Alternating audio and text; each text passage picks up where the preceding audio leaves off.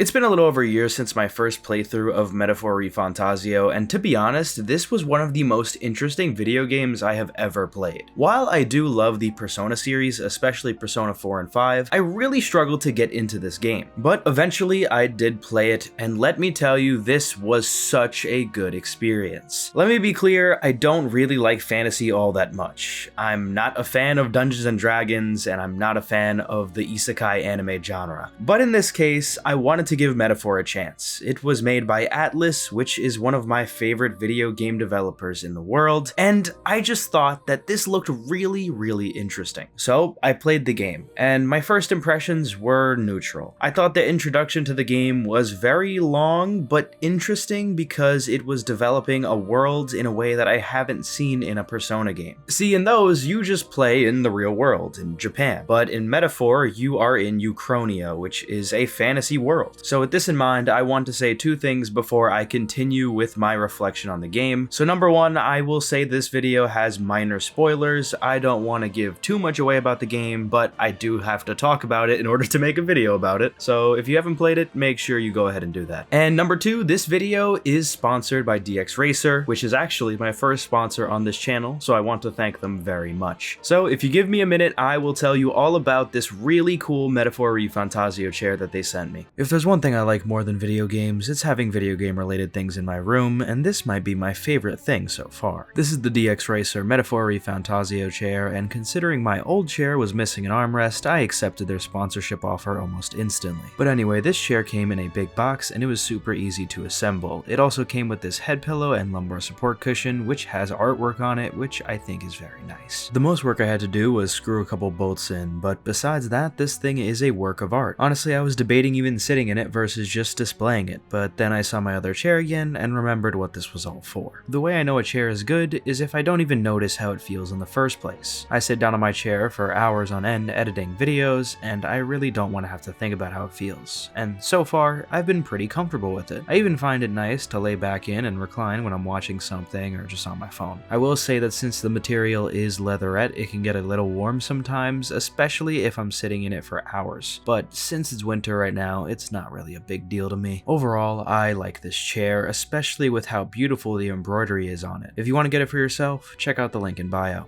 So yeah, if you're interested in getting this chair, make sure you check out the description and click that link and use my code JACOB1 to get a discount at checkout. So thank you so much to DXRacer for sponsoring me, I really do appreciate it. And now, let's get into the video. So the first thing I want to say about Metaphor is how much effort is put into this world. While the setting does seem very typical of a fantasy game, and it does look like a lot of them out there, it doesn't really feel like that once you get into the characters. The whole point of Metaphor is to make a statement about the world in real life. In the first moments of the game, it questions our beliefs of what is fantasy and what is reality. And as you play through the story, you start to realize, yeah, this game is talking about our world in real life. And I find it really amusing how they talk about things like racial discrimination in a way that should be so obvious, but we do not really think about it in that way. Things do get a little complicated here, but basically the main character of the game has a book, and this book is written by someone who has seen or created a utopia, and everything in this utopia seemingly is just our world in real life. And they talk about it in such a fantasy-like way. Like,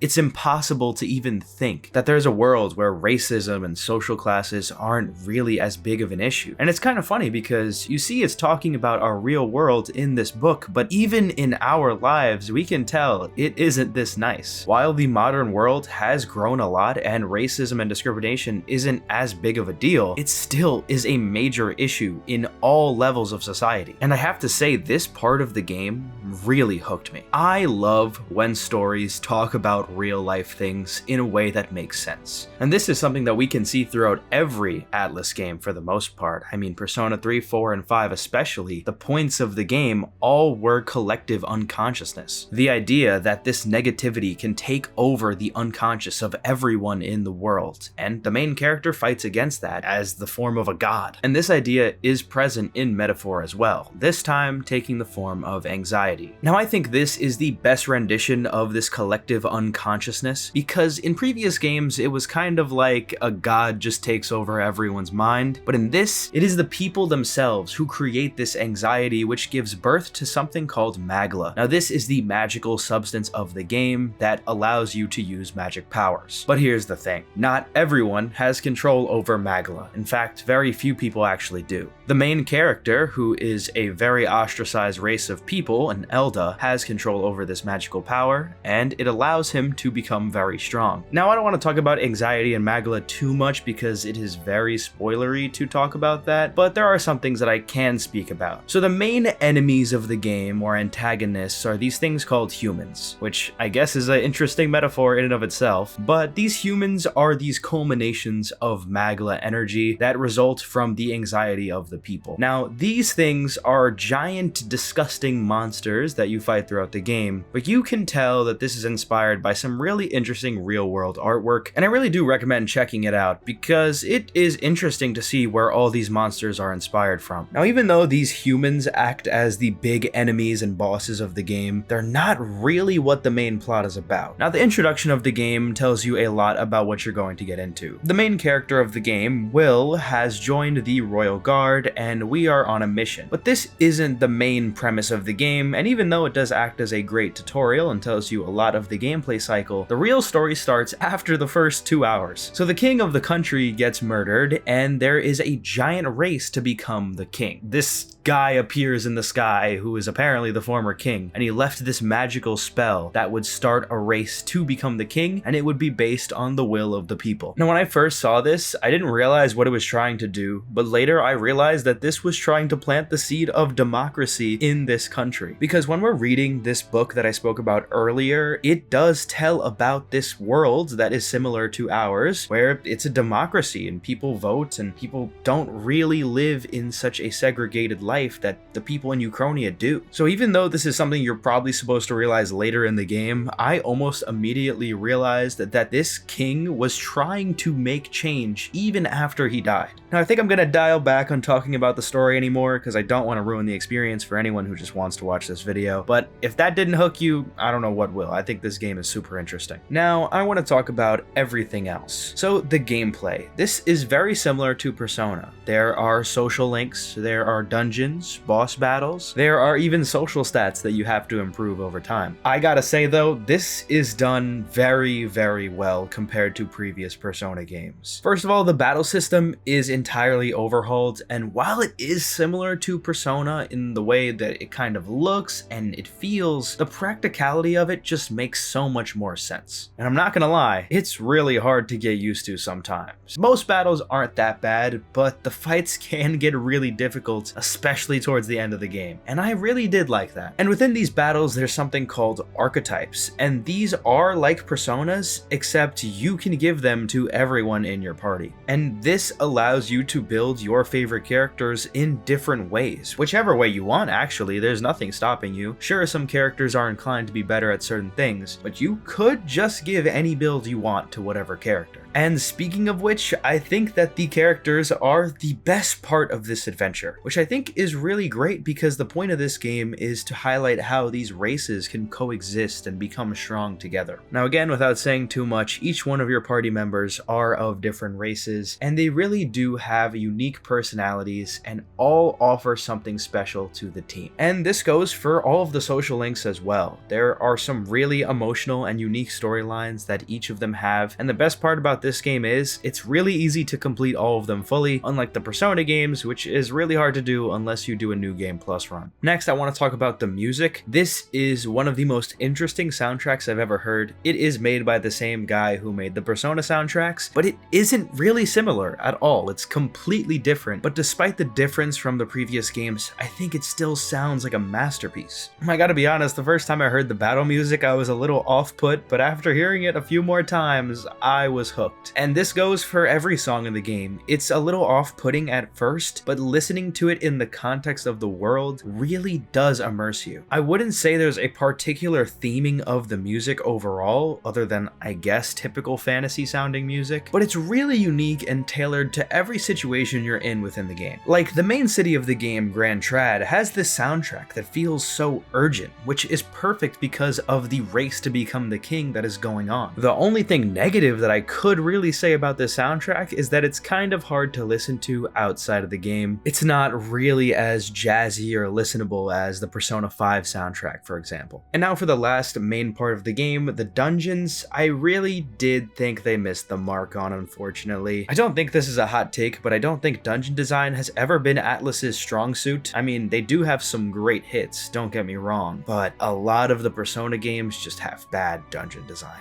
honestly. And this game is barely better. It's repetitive and boring and tedious at times, and it's such a shame that this is a mark on a otherwise perfect game. The dungeons, for the most part, are soulless. They don't have really big theming to it until like the end of the game. The vast majority of them are just caves. Literally just caves. And yeah, this is probably the only real negative I have to say about this game, because every time that I would go into a dungeon, I would dread it. There was almost no purpose in any of them. Now I'll say towards the end of the game there are really cool dungeons, specifically the second to last one I believe, but I don't want to talk about that because it is super spoilery. So ultimately Metaphor feels like the start of a really amazing franchise, and I hope they continue making games for it. There are some issues. I mean, they do have kind of unfleshed out characters sometimes, but I think that overall the experience is very much better than most Persona games. I don't think it's fair to fully compare the two franchises, especially since Metaphor is, well, a completely new game, 7 years or however long after Persona 5, but it really is good. Now I know this video is a little shorter than usual, but I wanted to still give people the opportunity to play this game for themselves before watching a video getting everything ruined for them. Now if you want to see me do a full playthrough of this game in the form of one of my actually good videos that I do for Pokemon, let me know. It's something that I thought of doing for the Persona games as well, but I don't know if there's demand for it, so let me know in the comments. Anyway, thank you for watching, and thank you to DXRacer for sponsoring this video.